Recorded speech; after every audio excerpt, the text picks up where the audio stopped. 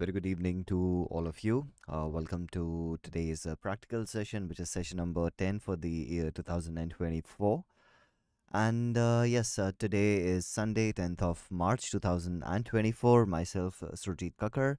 And before we move ahead with the session, let's get done with some basic formalities. So make sure you people go through the disclosure, which talks about the representation risk disclosure, risk involved in the market, and also about the copyrights.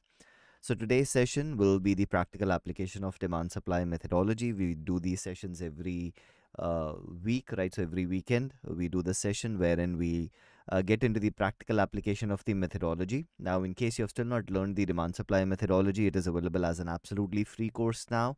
And the link to the course content, the playlist is available in the description. The course is available in both the languages, English as well as in Hindi. So whatever language you're comfortable with, you can choose that playlist. You can learn the complete methodology. And in these weekly sessions, we will get into the practical application of the methodology. Now, at the time of analysis, I will not be sharing the name of the symbol because, like I say in almost every other session, the idea behind these sessions is not to give you some ready-made trading opportunities. The idea behind these sessions is that you people learn how to apply the process, the methodology, so that if you have the understanding, you can apply to any markets, any asset class. But whatever examples we take, whenever they get triggered in the future, we will be reviewing them, and at the time of review I'll definitely be sharing the name of the symbol. So we do have one symbol which got triggered, one practical example that we took the last session. It got triggered, so we'll start with the review of it, and after reviewing it we'll start with the analysis for today's session. So just give me a second. So the last session we did the analysis was this symbol. Now, at the time of analysis, you did not know the name of the symbol, but now you know it. It was CAMS, CAMS. And the session number was session 9, which was on the 2nd of March. So, just in case you want to go back and watch the previous recording, so that is the reason I also give you this information. So, this was session number 9, which was on 2nd of March. And when we did the analysis for this was a type 2, type 3 trade for us, and it got triggered on the 4th of March. So if you look into it, this is the area where we planned, and when we did the analysis, this was a type 2, type 3 trade. Now, what do we do in type 2, type 3 trade? We wait for the prices to come inside of the zone, then we wait for a bullish or a very bullish candle to form, and only then we can participate, because either the quality is lacking or the uh, probability factor is lacking. So that is where we need to make our decision based on how the quality and the probability scorings are. So if you look into it, the very first challenge here is, you can see when the prices came into the zone, we had a formation of supply which was a little more than 1:1, and as a rule we should not be planning trades which are anything less than 2:1. And the reason for that is because we understand that there is no such strategy in the world where every trade is going to be a profitable trade. We know we will have our losing trades as well, so we want to ensure that if you are entering a trade, we should only enter it if we have the reward which is twice the risk we are taking. Now, when you don't have a good reward to risk ratio on the lower time frame, in cases where we are planning the trade at the best location, we can also use the intermediate time frame, but that was not the case here. We were planning this trade middle of the curve, which again does not give us some advantage as far as probability is concerned. So that is why overall it was a type 2, type 3 trade for us. You can see we just touched the zone, we got a small bounce, then we came a little deep into the zone. In fact, we touched it the second time, we got a bounce, third time we again got a bounce, fourth time we got a little deeper into it, and then again we got a bounce off it. But the problem here is the reward to risk ratio in itself was not good, due to which we should have not taken the trade. And when the prices, they went deeper into the zone and we started having formation of these bullish candles, uh, the zone was already tested multiple number of times. So as a rule-based trader, I'll say the primary reason for not participating would be this bad reward to risk ratio, because it is only showing this much reward for this much risk, which is less than 2:1. So that takes care of camps. Now give me a few seconds. Let me bring up the one which we will be analyzing today. So I'll just set it up, and then we'll start with the analysis. So just a few more seconds.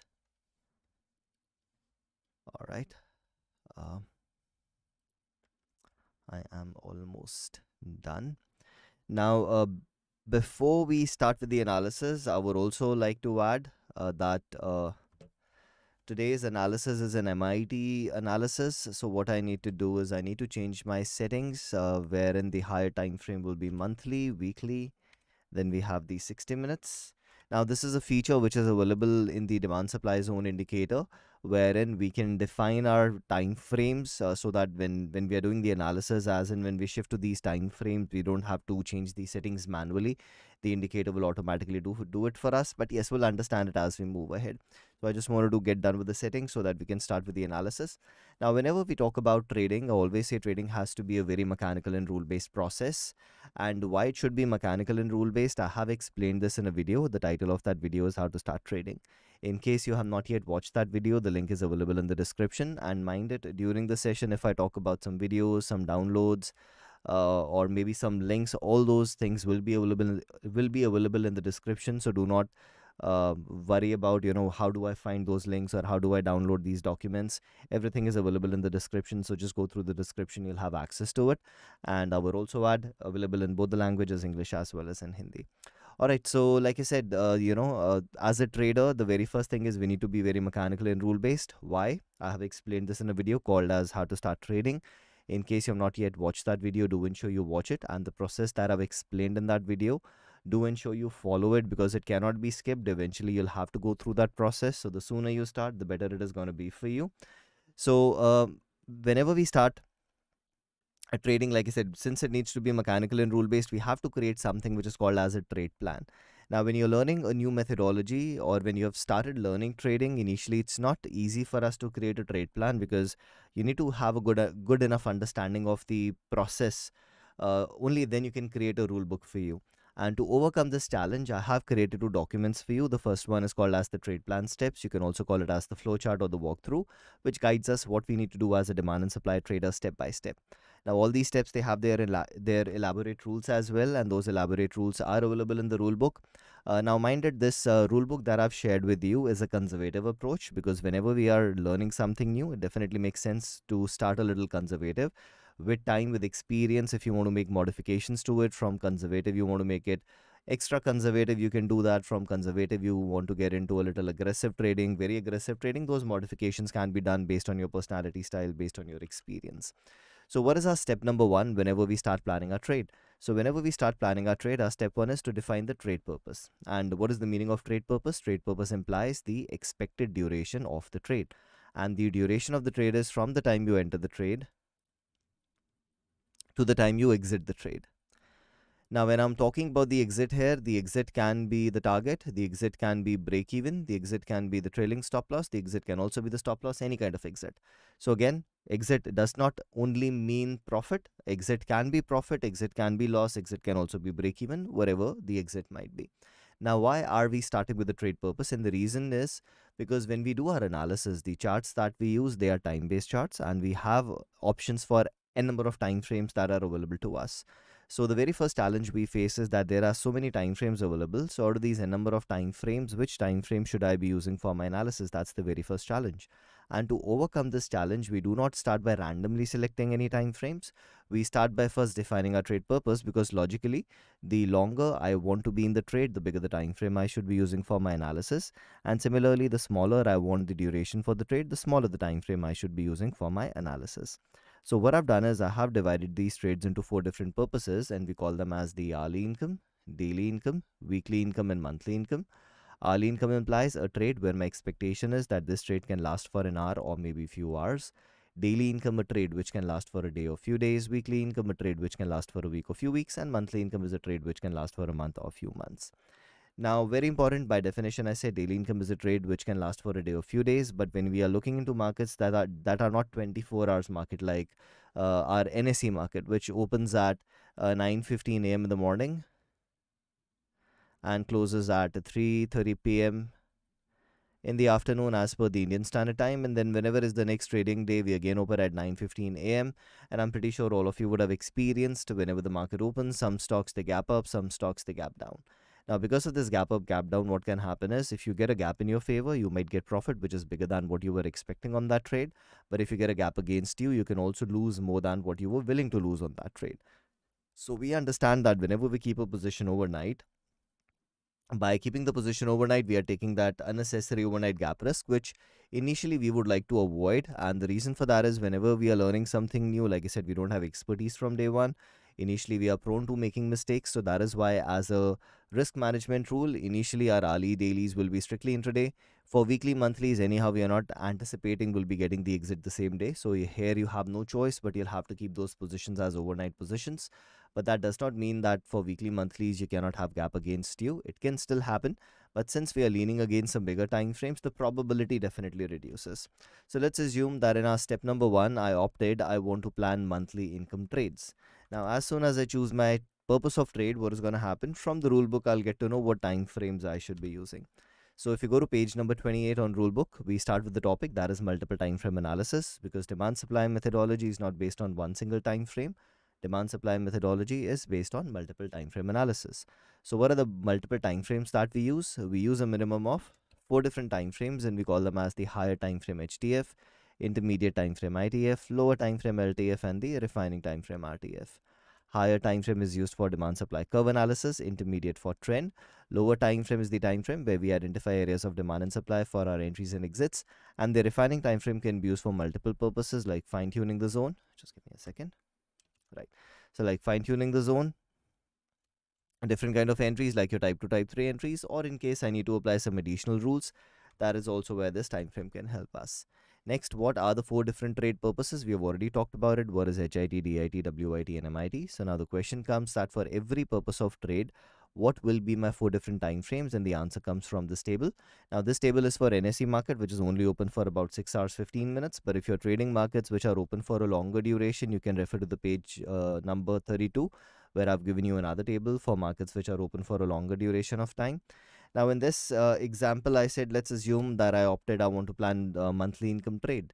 So as a monthly income trader, my time frames will be monthly, weekly, daily, and 60, wherein monthly will be the higher time frame, which is used for curve analysis. Weekly is intermediate, used for trend analysis. Lower time frame is daily. That is where we get our SCTS from. SCTS stands for stop loss entry target and size. And in case I need to use the refining time frame, then my refining time frame will be the 60 minutes chart, and this can be used for multiple purposes like fine-tuning the zone, type 2 type 3 entries, or in case we need to apply some additional rules, that is also where this time frame can help us. So as soon as I'm done with my step number one, now I have the clarity to the time frames I'll be using, plus I also know the purpose of each and every time frame. In this case, it is monthly, weekly, daily, and 60. So my challenge number one is taken care. Next comes challenge number two, and that challenge is, yes, I do know my time frames, but on NSE I have about 2000 plus companies listed. So humanly not possible that I sit and analyze 2000 companies every day. So what I need to do now is I need to have a process in place which can help me get a smaller list out of these 2000 companies, because if I have a small list, I can do my analysis almost every other day. But if I have to sit and analyze 2000 companies every day, it's not an easy task. So how do I get the small list? For this, we use certain computer programs which are called as scanners or screeners. And the way these computer programs, they basically work is we input certain conditions into them, that these are the conditions I'm looking for. And then those computer programs, they identify that out of these 2000 plus companies, which companies are matching with those conditions. Whatever is matching with those conditions, it gets shortlisted for us, and that is how we get a small list. Now, very, very important, something you have to remember, irrespective what scanner or screener you're using, whatever results you get, you can never blindly buy or sell those stocks. The job of the scanner screener is not to tell you what you need to buy or sell. Job of the scanner screener is to help you get a small list, which you need to then manually analyze as per your trade plan. Whatever matches with your trade plan can be your opportunity. Whatever doesn't match, you simply skip it. Now, a few examples of these scanner screeners. Example one, if you go to our website, under the free tab, you will see that I've created some scanners for you, which are based on some moving averages. Second example, on my YouTube channel, if you search for scanner, you'll be able to find few videos, different scanners, different logics. That example, on my YouTube channel, search for sector analysis, you'll be able to find a video on sector analysis, which can again help you in shortlisting symbols. Fourth example, on my YouTube channel, search for top-down analysis. You'll be able to find a video on top-down analysis, which can again help you in shortlisting symbols. So these are 3-4 different examples of scanner screeners, but you're not restricted only to these 3-4 scanner screeners. Let's look at few examples before we move ahead. So like I mentioned, once you come to our website, under the free tab, you have the option stock screener. Because I want to plan monthly income trades, I'll click on the long scan and the short scan. So here you can see the long scan is shortlisting only two symbols for me, but the short scan is not shortlisting anything. Now this can happen many times that your list might be a very small list, or maybe nothing is getting shortlisted. Now very important, like I already said, just because I'm getting these two symbols from the long scan does not mean I can blindly buy them. Similarly, if the short scan was shortlisting something for me, does not mean I can blindly sell it. So remember, job of the scanner is never to tell you what you need to buy or sell, but can you see it definitely helped me get only two symbols out of 2000 plus companies. So now I can analyze these two. Out of these two, if anything matches with my trade plan, I have a trading opportunity. If nothing matches with my trade plan, nothing is available. Now, many times what can happen is the list can be a very small list, like you can see today, or maybe no results are getting generated. And even otherwise, if you want that, you need a little bigger list so that you have more number of symbols to analyze to find your opportunities. Then you can see that in this scanner, I have given 5 different conditions. You will disable the third one, run the scan again, and I'll do exactly the same thing here. Disable the third one, run the scan again. And now you can see initially I was having result for just two symbols, but now it is giving me around 151. And if I go to the other one, I have three. So I have 151 plus three, which is 154 symbols to look into. So you can see that your list is not like you have 500, 600 to look into. It's still a small list, about 154, which can easily be analyzed, I'll say probably within an hour. But if you feel it is still a very big list for you, you further want to filter it out, you can do that. Example, you can say I don't want from the cash segment, I only want the symbols which also get traded in futures. I'll run the scan again. I'll do exactly the same thing here, only from futures, and run the scan again. And now you can see I have a list of how many, 23 plus 2, which is 25 symbols to look into. So this way you can make your list a little bigger, you can make it a little bit smaller by using different conditions, different filters. And these are not these only scanners that are available to you. If you go to the screener section on this website, you can see you have over 150,000 scanners available to you, some based on fundamental analysis, top love, candlestick patterns. If I further go down, you can see you have your range breakouts, then you have your bullish scan, bearish scan, then you have your intraday bearish, intraday bullish, crossovers. So n number of scanner screeners are available to you, and this is just one simple website. Similarly, if you do a Google search, you'll be able to find n number of websites and number of scanner screeners. So wherever you feel is the right fit for you, you can use it. But once you start using these scanners, few challenges which you will realize. Like in this example, we got a list of about 154 symbols. Now, once you start analyzing them, the challenge number one you will realize is that when you're doing your analysis, most of the symbols in this list do not have a quality demand zone or a quality supply zone on the lower time frame, which means you're wasting a lot of time analyzing such symbols where no zones are available. And second challenge is that some of the symbols which do have some quality demand supply areas, those zones might be far away from the current market price, due to which you'll have a longer waiting period before the prices are back to your zone. And during that waiting period, whatever price action happens, that might also disqualify your trade setup. It might not match with your trade plan by the time prices are back to your zone. So to overcome these challenges, we also created two custom built tools which are called as the alert service and the screener. Very important, these are not call giving or tip giving services. These are also scanner screeners. The only difference being that these two scanner screeners are purely based on demand supply zones. Now, if you want to understand them better, the walkthrough videos are available in the description. So the links are available. You can go through the walkthrough videos. But quickly, just to help you understand, so what alerts basically do is as soon as the leg out completes, which means a structure of a demand zone or a supply zone completes, it immediately notifies you. And for the screener, you can define how close the current candle should be to a demand area or a supply area before it gets shortlisted for you. We also have a demo channel available for alerts for NAC, for MCX, and for a few Forex symbols. So if you want to try out alerts as demo, you can also join those demo channels. But again, I'll add, these are not call giving or tip giving service. The only difference is all other scanner screeners are based on conventional technical analysis or fundamental analysis. These two are purely based on demand supply zones, which definitely increases your probability of finding an opportunity. But is it mandatory that I need to use these tools? The answer is no. The step number two was to get a smaller list for you. And this process can be as simple as I don't want to use any of these scanner screeners. I just want to analyze my Nifty 50 stocks. So now my list is restricted only to 50 symbols. Or maybe you have your own favorite list of symbols which you might want to analyze every day. So choice is yours how you get that smaller list. But definitely the more in sync you are with demand supply zones, the higher is the probability you might be able to find some tradable opportunities. So again, from step one, we got to know our time frames. From step 2, we got to know, okay, these are the symbols I'll be analyzing, so you'll have to analyze them one by one. Let's imagine the very first one was ABC. So what am I supposed to do now? I need to go to the lower time frame. What is my lower time frame? We got the answer from our step number 1, that as a monthly income trader, lower time frame is daily chart. So we'll go to the daily time frame and identify zone, and by zone we mean any of these 4 structures. It can be a drop based rally, rally based rally, rally based drop, or a drop based drop. So let's go to the lower time frame. Now, whenever we talk about demand supply methodology, I always say demand supply is a price action based methodology. Price action. Now, what do we mean by price action? Price action means the action done by the price. And what action can price do? Only two things. Price can either move up or move down. It cannot do anything else. But when price is moving in a narrow range, we call it as the period of pause, or we can also call it as our basing. Now, initially, when we start learning demand supply methodology, our eyes are not trained to identify these structures. So that is the time we start with a very mechanical process, which we call as boring exciting candles, because you will see most of the zones can be identified based on boring exciting technique. But as you start having more and more experience, you will realize that every zone might not match with the boring exciting technique. So it's a good starting point to start training your eyes. But once your eyes are trained, from boring exciting, you'll start shifting towards the period of pause. Now, when we talk about the boring candle indicator, the boring exciting technique, I have created this as an absolutely free indicator. You can use it for free forever on TradingView. It is called as the boring candle indicator. Similarly, I've also created the explosive move indicator, which can also help you identify explosive candles on the chart. And both these indicators are free indicators. You can use them for free forever to help you identify zones and plan your trades.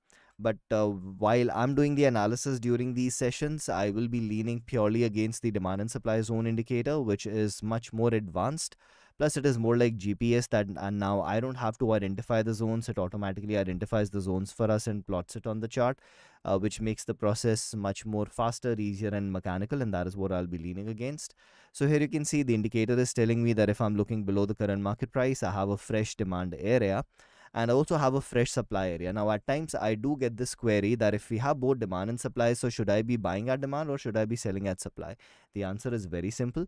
Whenever we are planning our trades, we are planning, we are matching these zones with our trade plan. So just as an example, if I check this zone and match it with my trade plan, if it gets qualified, yes, if the prices they come into the zone, I can be a person who might want to take a long trade. Similarly, if I do the analysis of the supply area and it matches with my trade plan, then I can also be ready on the short side. So if it comes to demand, I can buy. If it comes to supply, I can sell. But if I do the analysis, what I realize is for the supply, it is not matching with my trade plan, but for demand, it is matching with my trade plan. So now I know I don't need to use the supply for getting into a trade. This can be my target, but it cannot be an area where I would like to open a new trade. But because the demand is matching with my trade plan, so I should be more inclined towards planning a long trade as of today. So this is how you decide. It's not making guesses where the price will go. It is all about what is in sync with my trade plan. Whatever is in sync with your trade plan is your opportunity. It can be the demand, it can be the supply, it can be both of them. So yes, we have identified a zone. So let's mark the zone, which is a rally based rally, and I'll change the color to demand. And that was my step number 3, that I need to identify a zone on the lower time frame. Do we have a zone available? The answer is yes. Now, once you have identified the zone, does not mean you can blindly trade it. And this is the biggest mistake demand supply traders they do initially. They see any demand area, blindly start buying. They see any supply area, blindly start selling, which is incorrect. Once the zone has been identified, next step is to qualify it, for which we have a 2-step process. In step 1, we'll qualify it based on certain conditions, and in step 2, we'll qualify it based on the booster scoring. So the first thing we'll check is the zone we have identified. Can this be a case of level on top of level? And how do we verify that? It's a very simple concept. If you have an intermediate time frame zone and the same zone divides into multiple zones on the lower time frame. So again, when your intermediate time frame zone divides into multiple zones on the lower time frame, we call it as a case of level on top of level. So the first thing we understand is, to be a case of level on top of level, my lower time frame zone has to be inside the intermediate, which is called as coinciding. So if you have a coinciding level, it might be a case of level on top of level, but if you don't have a coinciding level, it cannot be a case of level on top of level. So let's verify that the zone I have identified, does it coincide with any intermediate time frame zone? And as a monthly income trader, the intermediate time frame zone is weekly. So here you can see on the weekly, we have this rally based rally structure. So what I'll do is I'll draw this rally based rally and I'll just mark it with a different color so that we can differentiate between the two. And if I go back to the lower time frame now, what you can see is that I do have an intermediate time frame zone, which is the one in pink, and my lower time frame zone is inside of that intermediate time frame zone, which we call as a coinciding level. So we do have a coinciding level, but do we have a case of level on top of level or not? Now, very important, in case of level on top of level, the other zones might not be quality zones. So that is why I'll change the indicator settings that I want all zones, not just quality zones. And now you can see when it is identifying all the zones, we don't have any zone which is inside of it. Can you see this zone is outside of it? So this is basically the test of the previous zone. We only have one zone, which basically implies that we don't have a case of level on top of level, but we definitely have a coinciding level. Now, I have talked about this many, many times that whenever I see such a scenario, I am a little on the conservative side. So that is why I would prefer to have my stop loss from the distal line of the intermediate time frame. Because if I don't do that, many times what can happen is prices can go a little deeper, stop me out, and then start going in my favor. Now, is it mandatory that we have to do it? The answer is no. It's all about your choice, your preferences, whether you want to be uh, aggressive, whether you want to be conservative. So I like to be a little on the conservative side. That is why I would use the distal line from the intermediate time frame. Now, wider zones, they have their own advantages and disadvantages. Similarly, narrower zones have their own advantages, disadvantages. With time, with experience, you need to decide what is the best fit for you. This is what I like to do, being a little on the conservative side. And based on this, now we'll draw our entry, stop loss, and the entry. So now we have everything in place.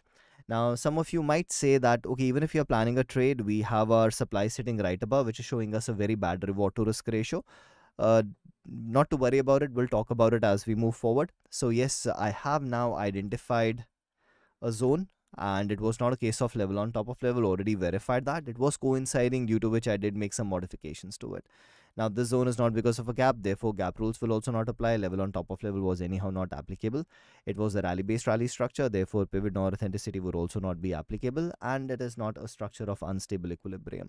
So none of these conditions were getting applied, and if these conditions are not getting applied, they cannot disqualify the zone. To disqualify the zone, first they need to be applicable.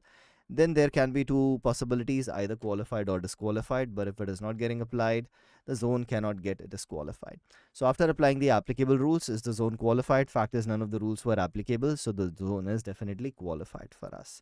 Next, we will do the booster scoring now to understand its quality and the probability factor. So let's do that. If we start with the, just give me a second. Just a second.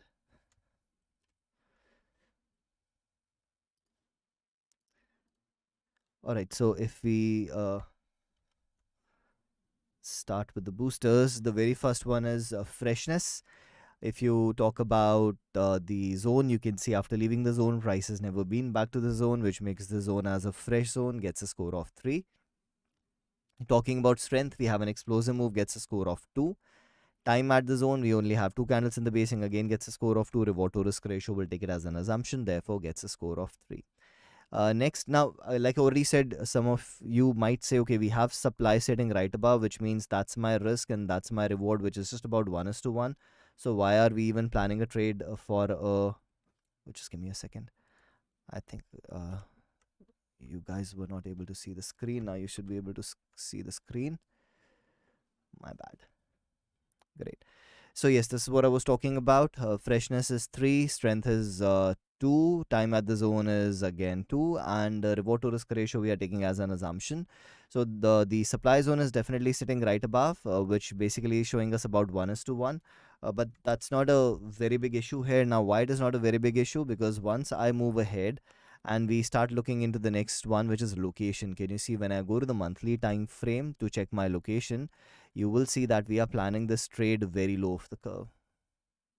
Right, let's wait for the indicator to load. Can you see very low of the curve? And if you look into the rule book, in the rule book, I have given you the rule that when you're planning your trades at the best location, the target can be taken from the intermediate time frame. So even though the lower time frame does not show me a very good reward to risk ratio, since we are planning it at the best location, we can use the intermediate time frame. And from the intermediate time frame, you will see that my nearest fresh opposing zone is right here, which is showing me a reward to risk ratio that is about this is 4 is to 1. So this is going to be 5 is to 1, 6 is to 1, approximately maybe 7 is to 1. So we have a nice reward to risk ratio from the intermediate time frame. Even though we have a zone on the lower time frame, that becomes irrelevant because we are planning the trade at the best location. Alright, so the location is best, gets a score of 2. At best location, the trend becomes irrelevant, doesn't matter whether it is up, down, or sideways. All the three kind of trends will get a score of 1. Therefore, we can even skip doing the trend analysis. But if we have to look into it, let's see what does the indicator tell us. Indicator is also telling us we are in an uptrend because we have violation of two supplies. So yes, the trend is also supporting us, but in such a scenario where we are planning the trade at the best location, even if it was a downtrend, we would still be giving it a score of 1. Move from the zone has already happened. It is not a case of level on top of level, but was definitely coinciding. Now the fact is I can even skip trap because we know whether it gets a score of 0 or 1, it will still remain as a type 1 trade for us. But in this case, it will be a score of 1. And the reason for that is if I take a horizontal line wherever the proximal is and start pushing it up, you can see almost this area has been working like an area of support, resistance. Right here you can see resistance, resistance, resistance. Then again, if I bring in a little bit more history and see what has been happening in the past, you can see it has been acting like an area of support and resistance in the past as well. In fact, if I push it a little lower, can you see now it starts looking a little bit much more neat. So we do have that area of support and resistance which is sitting right above our zone, which is good for us because people who believe in support and resistance, now they will be buying at this area with their stop losses below this, which will be sell orders. Plus, if we get a breakout, then the breakout traders will also start selling. So we know by the time we are into this zone, we'll have a lot of sellers coming into.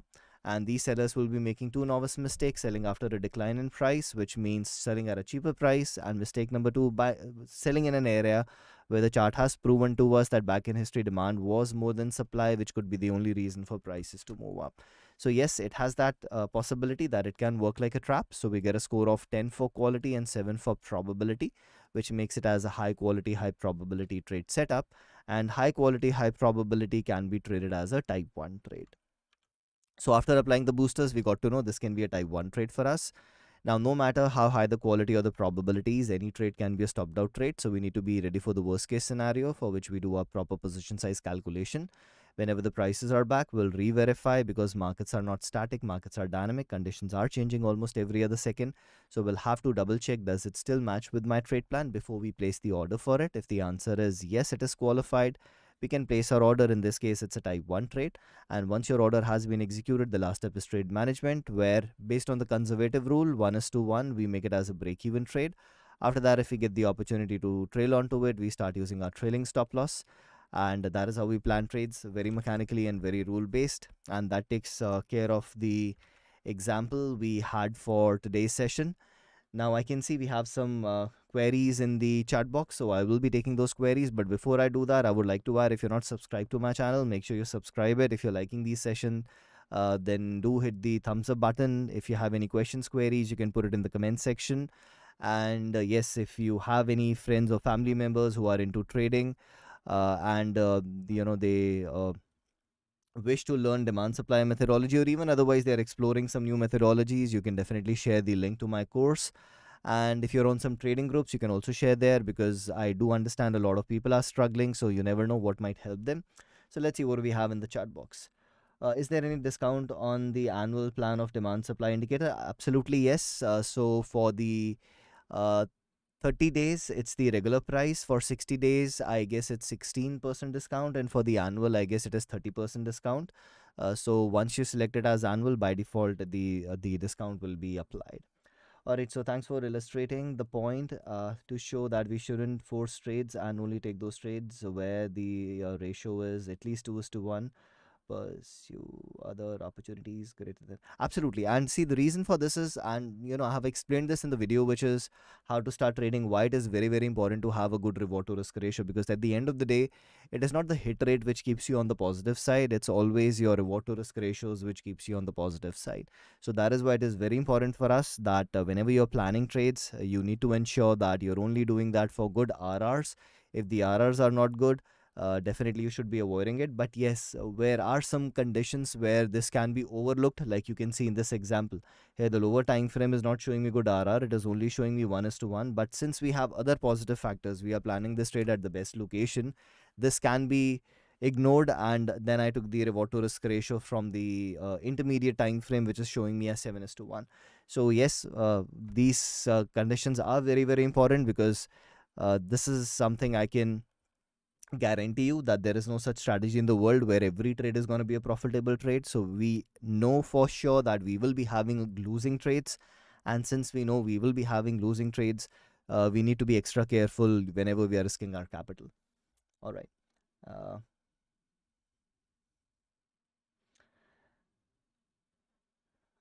Trades are considered.